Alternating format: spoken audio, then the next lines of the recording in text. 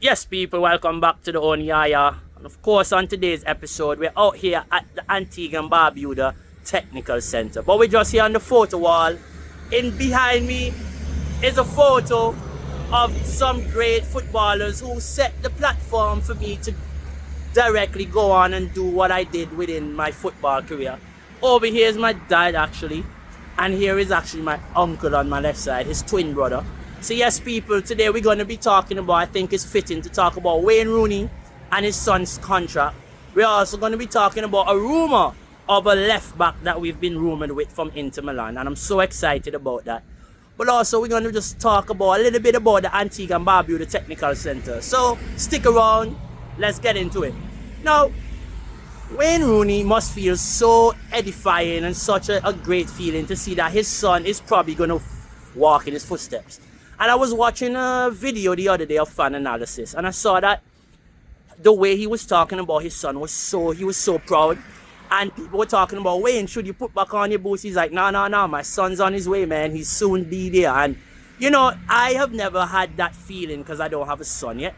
And also, I haven't really had that feeling in terms of the football side of things where, you know, you get your dad to feel what he felt and you're like walking it within his footsteps so you can be better at what he did and even create a name for yourself where probably you can, you know, create a legacy and extend that legacy and extend that family legacy. So throughout life, me and my brothers have tried to do that. My brother played for the only USL team, which was in Antigua and Barbuda, called the Antigua Barracudas. Another brother of mine went to college, had national team caps, toured Europe a few times, you know, really good player, could have made it even at higher levels, but sometimes we lack the discipline that we need as players, and I can speak about him that way because he is my brother. I think if he had a little bit more discipline, he could have been one of the best footballers to play football in this country. Like, anyway on the field, he was effective.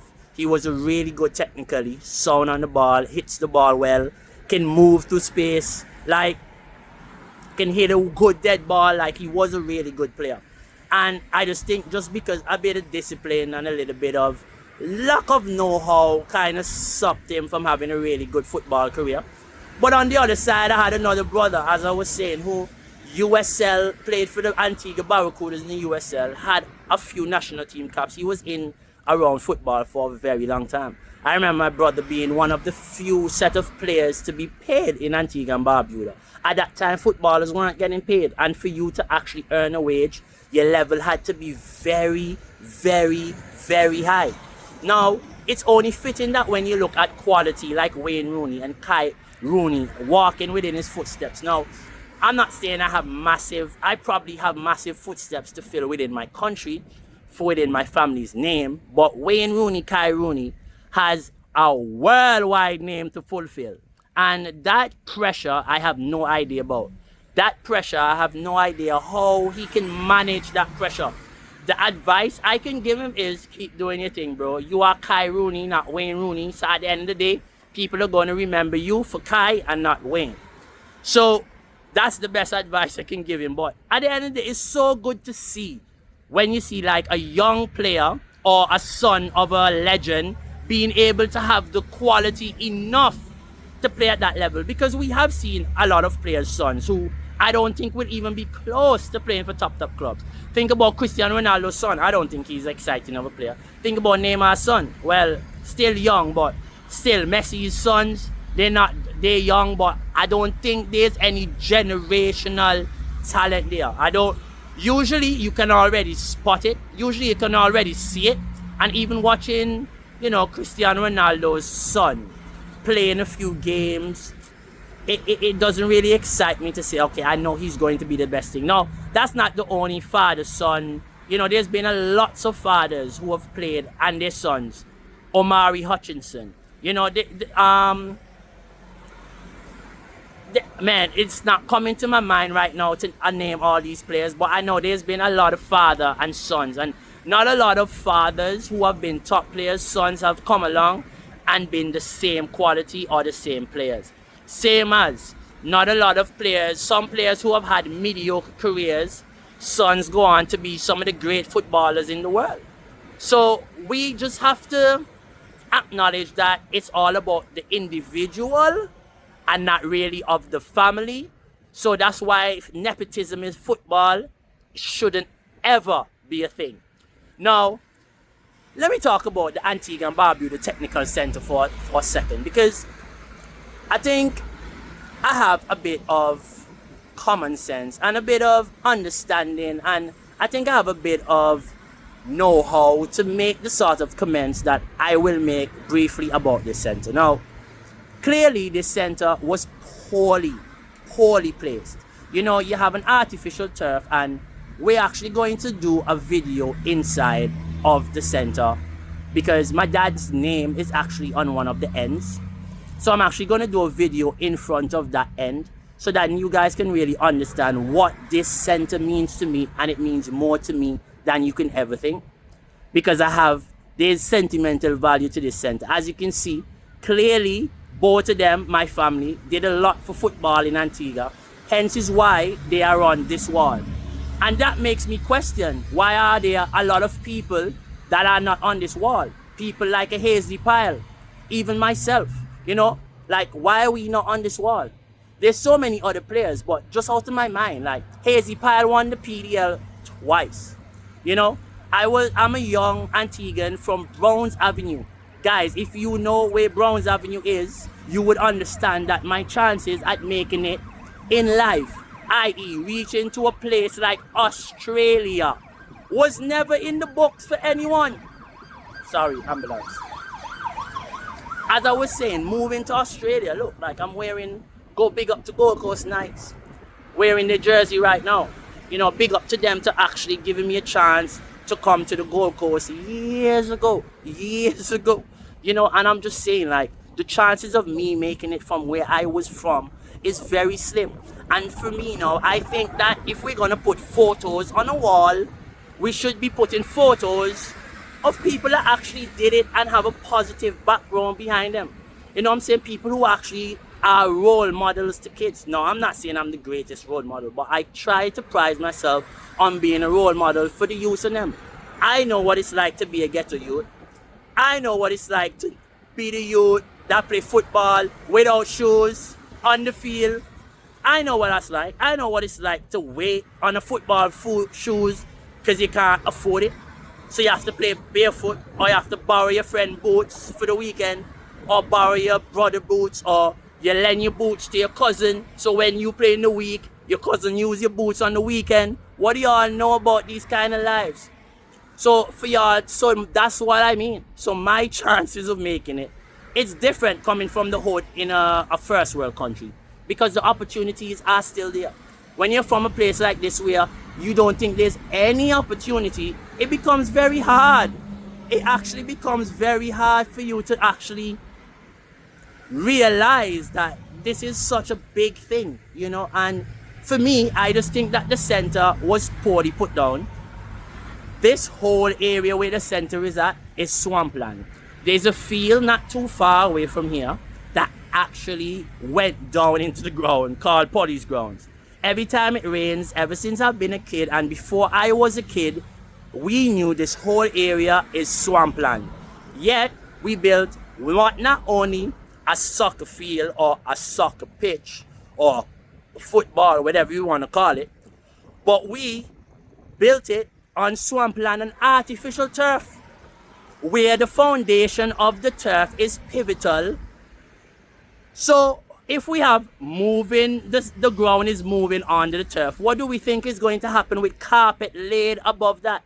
It's going to start to rise, right? The quality of the turf isn't going to be good. It's going to be harmful of the body. It's going to be up and down, right? And that's exactly what we're seeing on the pitch right now.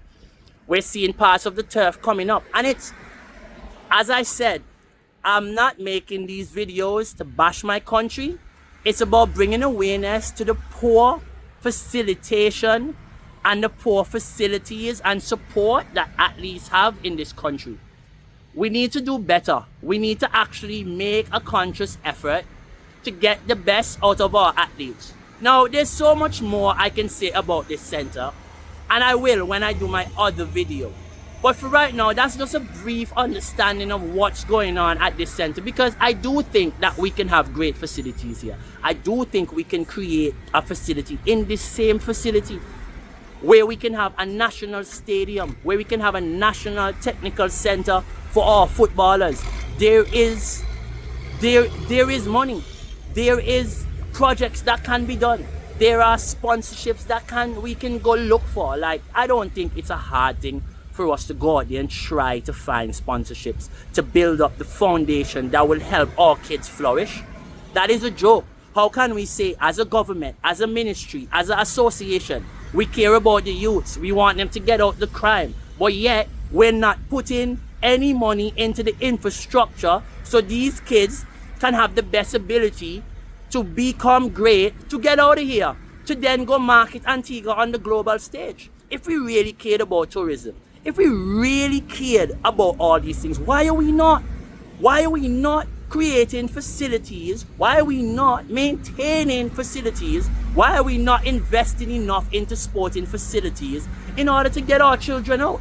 We're from an island of 100,000 people, 108 square miles. We can have tournaments upon tournaments upon tournaments upon tournaments all year round to keep our kids engaged. Why are we not doing it? Because we don't care. But yes, also, we don't care, but we should care, because we care about other things. We care about other teams. We care about other federations. So why are we not putting in the work to care about our own? Now, talking about our own, let's talk about one of my favorite players being linked to Manchester United, called Dimarco.